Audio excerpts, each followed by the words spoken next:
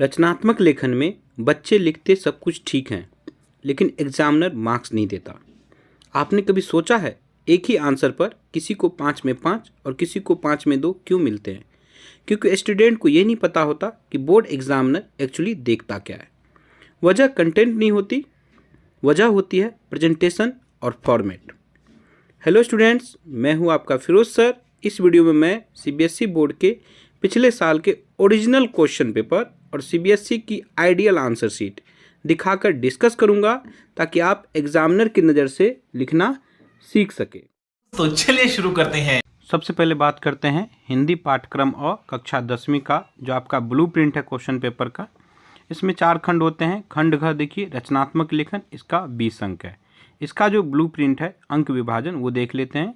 अनुच्छेद लेखन 6 अंक, पत्र लेखन 5 अंक, स्ववृत्त या ईमेल लेखन ये 5 अंक और विज्ञापन या संदेश लेखन ये 4 अंक का होता है। खंड घ रचनात्मक लेखन, आप अभी जो स्क्रीन पर देख रहे हैं ये कोई सैंपल आंसर नहीं है, ये सीबीएसई द्वारा सुझाया गया आइडियल आंसर है। इसमें आप देख सकते हैं कि बच्चे ने बहुत ही सिंपल लैंग्वेज में लिखा है, कोई भारी भरकम शब्द का इस्तेमाल नहीं है। लेकिन फॉर्मेट देखिए, फॉर्मेट, पैराग्राफिंग और प्रेजेंटेशन ये बिल्कुल साफ है। और क्वेश्चन नंबर 12 से लेके क्वेश्चन नंबर 15 तक इसको मैं बारी बारी से चर्चा करूंगा, वीडियो के अंत तक बने रहिएगा। और एग्जामिनर जो है मार्क्स देखिए यहीं से देता है, लिखे हुए कंटेंट से कम और लिखने के तरीके से ज़्यादा। जैसे मान लीजिए ईमेल ही है तो आप इसको देख सकते हैं, फॉर्मेट फॉलो किया गया। अगर मान लो वर्ड मिस्टेक है कहीं तो उसने एक क्रॉस कर दिया है। तो अब हम इसी बेसिस पर खंड घ के हर प्रश्न को बारी बारी से समझेंगे। अब हम एक एक करके रचनात्मक लेखन के सभी पार्ट को डिस्कस करेंगे। सबसे पहले है अनुच्छेद लेखन। प्रश्न संख्या 13 में ये आता है, 6 अंक का आता है। इसमें देखिए 3 विषय में से किसी एक पर आपको अनुच्छेद लिखना होता है। शब्द की जो लिमिट है वो 120 शब्द होते हैं। अब सीबीएसई आपसे क्या एक्सपेक्ट करता है? एक है विषय की पूर्णता, विचारों की क्रमबद्धता और संकेत बिंदुओं का सही उपयोग। जैसे आपको कुछ पॉइंट्स दिए रहते हैं ना, उस पॉइंट्स के आधार पे आपको आंसर लिखने हैं। तो अभी मैं आपको दिखाऊंगा क्वेश्चन। इसमें बच्चे जो कॉमन मिस्टेक करते हैं वो क्या है कि देखिए भूमिका को बहुत लंबी लिख दिए या लिखते लिखते भटक गए, या होता क्या है कि बच्चे एक ही पेज में पूरा लिख दिए, पैराग्राफ बदला ही नहीं। अगर आपको कुछ बिंदु दिए हुए हैं तो इसको थोड़ा सा ध्यान रखिए। ये मेरा टिप है, जितने संकेत बिंदु है हर एक संकेत बिंदु का 4-5 पंक्ति लिखते जाइए और पैराग्राफ बदलते जाइए। जैसे मान लीजिए ये क्वेश्चन है 13 का कि आपको 120 शब्द में अनुच्छेद लिखना है। प्रश्न 1, ये पिछले साल का प्रश्न है, जलवायु परिवर्तन गहराता संकट। अब देखिए संकेत बिंदु दिया हुआ है, जलवायु परिवर्तन क्या है, जलवायु परिवर्तन के कारण, समस्या और समाधान। तो अब जैसे 3 पॉइंट है तो तीनों पॉइंट को अलग अलग करके 4 से 5 लाइन हर एक पंक्ति के लिए लिखेंगे। क्वेश्चन नंबर 2 भी मैंने पिछले साल का ऐड किया, नारी सशक्तिकरण। और क्वेश्चन नंबर 3 नैतिक शिक्षा। आपको इन तीनों में से कोई एक क्वेश्चन करना होता है, सारे क्वेश्चन नहीं करने हैं। कुछ बच्चे क्या करते हैं, तीनों को लिखने बैठ जाते हैं। बच्चों आपको सिर्फ एक क्वेश्चन करना है, क्लियर इंस्ट्रक्शन है, अनुच्छेद केवल एक लिखना है। अगला पार्ट जो है इसका जो है वो आता है पत्र लेखन का। पत्र लेखन में देखिए क्वेश्चन नंबर 14, ये 5 अंक का पत्र आता है। इसमें औपचारिक और अनौपचारिक दोनों पत्र आते हैं। इसका शब्द लिमिट 120 शब्द होता है। इसमें आपको विकल्प होता है, या तो आप औपचारिक पत्र लिखिए या अनौपचारिक, कोई एक। अब सीबीएसई किस बात पर फोकस करती है ये सबसे इम्पोर्टेंट है। इसमें सबसे बड़ी बात है फॉर्मेट। आपको फॉर्मेट के हिसाब से ही पत्र लिखना है और पत्र की जो भाषा है वो बिल्कुल सरल होनी चाहिए। सरल और तथ्यात्मक कहने का तात्पर्य यह है कि आप अपनी फ्लो में लिखिए, बनावटी भाषा का प्रयोग मत कीजिए। आपके स्क्रीन पर ये पिछले साल का प्रश्न है, इसको आप देख लीजिए एक बार। इसके बाद है एग्जामिनर क्या देखता है। तो क्या देखता है? पता, दिनांक, विषय, संबोधन और समापन, इन चीज़ों पे आप फोकस ज़रूर कीजिए। अगर औपचारिक पत्र है तो सब्जेक्ट लिखना कंपलसरी है। अगर आपने फॉर्मेट गलत किया तो फिर 5 में 5 नंबर कभी नहीं मिलेगा। आपको फॉर्मेट को ज़रूर फॉलो करना है। आपके सैंपल के लिए मैंने आपके स्क्रीन पे अभी एक पत्र का फॉर्मेट दिया हूँ, आप इसका स्क्रीनशॉट ले लीजिए ताकि आप इसी हिसाब से पत्र को लिख सकें। अगला टॉपिक है स्ववृत्त या ईमेल लेखन। ये प्रश्न संख्या 15, 5 अंक का होता है। इसकी वर्ड लिमिट 80 शब्द की होती है। स्क्रीन पर पिछले साल का प्रश्न है। देखिए, पहले प्रश्न में आपको एक स्ववृत्त पूछा गया है और दूसरे प्रश्न में आपको ईमेल लिखने के लिए दिया गया है। तो स्ववृत्त कैसे लिखना है? देखिए, स्ववृत्त का 3 भाग है। भाग 1 आपका जो बेसिक डिटेल है, व्यक्तिगत विवरण, ये भरना पड़ता है। मैंने फॉर्मेट के तौर पे ये आपको दिया हुआ है। भाग 2 में शैक्षणिक योग्यता लिखनी होती है, जैसे मान लो 10वीं में कितना आया, 12th में कहाँ से किए, जैसे आप रिज्यूम बनाते हैं ना, उसी तरह से। और लास्ट वाला जो पार्ट है वो है भाग 3। अच्छा, भाग 2 में एक चीज़ का याद रखिएगा, इसको टेबल बना के, जैसे मान लीजिए 10th 12th ग्रेजुएशन आपने कभी अगर फॉर्म भरेंगे तो एक टेबुलर फॉर्म में आता है, तो टेबल बना के बनाना है इसको। और भाग 3 में मान लीजिए कोई अन्य योग्यता है या फिर आप अपना हॉबी लिख सकते हैं कि आपको क्या पसंद है।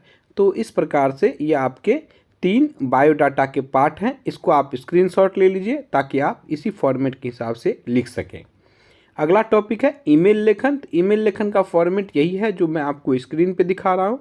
स्ववृत्त या ईमेल लेखन में से कोई एक लिखना होता है। देखिए, ईमेल लेखन में जो है, जैसे मेल आईडी जो फ्रॉम और टू, यानी प्रेषक और प्राप्तकर्ता, इसका सीसी या बीसीसी खाली रहता है। बाकी चीज़ें पत्र की तरह चलेगी, लेकिन पत्र की तरह बहुत लेंदी नहीं लिखना है, बल्कि शॉर्ट लैंग्वेज में लिखना है। अगला और लास्ट आता है विज्ञापन या संदेश लेखन। देखिए, ये सिर्फ 4 अंक का होता है, सबसे अंतिम प्रश्न होता है। इसकी वर्ड लिमिट में सिर्फ 40 शब्द है। पिछले साल का ये प्रश्न है आपकी स्क्रीन पर। देखिए, पहला प्रश्न, आकर्षक विज्ञापन 40 शब्दों में तैयार कीजिए अथवा 40 शब्दों में संदेश लिखिए। तो अथवा का मतलब है कि आपको सिर्फ कोई एक प्रश्न करना है, सारे नहीं करने हैं। तो विज्ञापन लेखन का प्रारूप फॉर्मेट मैंने दिया है। देखिए, इसको आप एक बार पढ़ लीजिए। हालांकि मैं इसको सिंपल बताऊं तो एक बॉक्स बना लीजिए। अगर ऑफर्स वगैरह है तो उसको थोड़ा क्लाउड बना के दे दीजिए। कुछ चीज़ें जो अट्रैक्टिव लगे, जैसे आप सड़क पे चलते हैं, कहीं बैनर देखते हैं, पोस्टर देखते हैं, विज्ञापन जो होता है एडवर्टाइजमेंट, तो कैसे अट्रैक्ट होगा? सिंपल सी बात है कि उसमें अट्रैक्शन होना चाहिए, अदरवाइज़ फिर कोई देखेगा नहीं। बहुत ज़्यादा वर्ड लिखिएगा तो कौन पढ़ेगा? तो थोड़ा अगर आप पिक्चर बना सकते, ज़रूरी नहीं कि आप बहुत बड़े आर्टिस्ट हो, जितना भी संभव है आप कोशिश कीजिए थोड़े बहुत पिक्चर बना लीजिए। सैंपल के तौर पे मैं आपको एक दिखा रहा हूँ। ये देखिए, रक्षक हेलमेट। मान लीजिए आपको क्वेश्चन आया कि रक्षक हेलमेट का एक विज्ञापन तैयार कीजिए, तो आपको जो है आपके स्क्रीन पर जो दिख रहा है ये इसी तरह से लिखना होता है। आप हेलमेट का फ़ोटो चाहे जैसा ही बने बना लीजिए, पेंसिल का इस्तेमाल कर सकते हैं। अब स्वाभाविक एडवर्टाइजमेंट है, थोड़ा बहुत लुभावना शब्द या फिर कुछ छूट, जैसे 15% की छूट दे रखा है, तो इसको आप देख लीजिए। इसी तरह से आपको एडवर्टाइजमेंट लिखना होता है। और लास्ट है संदेश लेखन। संदेश लेखन का भी फॉर्मेट होता है, इसको आप एक बार पढ़ लीजिएगा। मैंने आपके सुविधा के लिए यहाँ दिया हुआ है। एक सैम्पल उदाहरण के तौर पे आपको मैं दिखा रहा हूँ। आपको इस फॉर्मेट को बिल्कुल फॉलो करना है। इतना सा फॉर्मेट कीजिए। सबसे ऊपर बधाई संदेश, लेफ्ट में दिनांक लिखिए और बगल में समय लिखिए, और जो भी संबोधन से, मान लीजिए प्रिय दीदी, और लास्ट में आप अपना लिखेंगे, आपका छोटा भाई। और नाम वही लिखना है जो आपको क्या कहते हैं, प्रश्न में दिया होता है। नाम वही लिखना है, अपना नाम नहीं लिखना है। एक बहुत ही ज़रूरी बात, अपनी गोपनीयता का ध्यान रखना है, मतलब कि अपना ओरिजिनल डिटेल कभी ना लिखें। अब देखिए, संदेश लेखन में क्या ज़रूरी है, तो बॉक्स बना के लिखना है, भाषा संक्षिप्त और स्पष्ट हो। संदेश लेखन में कि बॉक्स बनाना अनिवार्य है। और देखिए, बॉक्स नहीं बनाते हैं तो थोड़े बहुत उसके नंबर कटते हैं। बॉक्स में होना ज़रूरी है। और बहुत ज़्यादा ड्राइंग मत बनाइए। आपको मैंने कहा फ़ोटो बनाना है तो जहाँ तक संभव है एक आध बनाइए, क्योंकि लास्ट क्वेश्चन होता है तो आपके पास समय का भी दबाव होता है। तो थोड़ा सा वर्ड लिमिट का ध्यान रखिए। 40 शब्द करा है तो 40 शब्द में ही लिखिए। अब देखिए, इसमें CBSE की क्या गाइडलाइंस है, आपको जो याद रखना है। अब स्वाभाविक है, रचनात्मक लेखन में कुछ चीज़ों को बहुत ध्यान देना है। मैंने स्क्रीन पे दे रखा है कि सरल और प्रभावपूर्ण भाषा, आप अपने फ्लो में लिखिए। छोटे छोटे सेंटेंस का इस्तेमाल कीजिए। बहुत लंबे सेंटेंस का इस्तेमाल कीजिएगा तो वर्ड आपका स्वाभाविक है गलत होगा। रटे रटाए वाक्यों से बच्चे, जो रट के जाते हैं वो उन्हें नहीं लिखना। स्वाभाविक जो भी आ रहा है अपना लिखिए। आंसर बनावटी मत लिखिए। जो आपको लगता है कि आपका विचार का है वो दीजिए। मैं भी कॉपी चेक करता हूँ, मैं ये सोचता हूँ कि बच्चा अपने से कुछ लिखे, आपका अपना क्या विचार है। आपने थोड़ी बहुत हो सकते वर्ड गलत होंगे, कोई दिक्कत नहीं है। वर्ड गलत के लिए नंबर कभी नहीं कटते। एक आध वर्ड गलत हो गया कोई दिक्कत नहीं, लेकिन आपकी मौलिकता नहीं है तो फिर उसमें नंबर कट जाता है। काट छाट कम कीजिए। काट छाट का मतलब है कि बहुत ज़्यादा घिसना नहीं है। अगर कोई वर्ड गलत हो गया तो एक सिंगल क्रॉस कीजिए और उसकी जगह सही शब्द को लिख दीजिए। और एक और इम्पोर्टेंट चीज़ है कि विराम चिन्हों का सही प्रयोग करना है। तो आगे है कुछ जो कॉमन मिस्टेक नहीं करना है, आपको वर्ड लिमिट से बाहर नहीं जाना है, ओवरराइट नहीं करना है, फॉर्मेट को इग्नोर नहीं करना। खासकर पत्र लेखन, ईमेल लेखन में फॉर्मेट जरूर फॉलो करना। अगर आपने फॉर्मेट में नहीं लिखा, मान लीजिए औपचारिक पत्र है, आपने विषय नहीं लिखा, तो एग्जामिनर 1 नंबर वहीं काट लेगा, 5 के 5 नहीं देने वाला है वो, ठीक है। और जैसे अनुच्छेद लिख रहे हैं, तो अनुच्छेद लेखन में क्या करना है, आपका सीक्वेंस दिया रहता है, तो विचारों की क्रमबद्धता यानी कि सीक्वेंस में ही लिखना है, जो दिया गया है उसी को लिखना है। तो बच्चों आज की क्लास में इतना ही। ऐसे ही आसान CBSE वीडियो के लिए मेरे चैनल को सब्सक्राइब कर लीजिए, लाइक कर लीजिए और अपने दोस्तों के साथ शेयर कीजिए। चैनल का नाम याद रखिएगा, फिरोज सर हिंदी।